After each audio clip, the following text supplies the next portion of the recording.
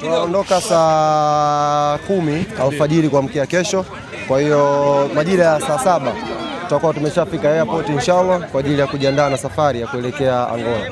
Nini hasa ulizungumza na wachezaji? Kuna wachezaji wamejisikia furaha kubeba kombe kwa mara ya kwanza. Wamebeba kombe kwa mara ya kwanza baada ya kujiunga. Yes, tunamshukuru Mwenyezi Mungu.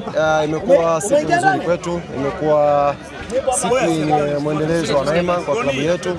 Tulishamfunga Simba mara 5, lakini ya leo ilikuwa special kwa sababu tulikuwa na benchi la ufundi jipya, tulikuwa na maingizo mapya ya wachezaji.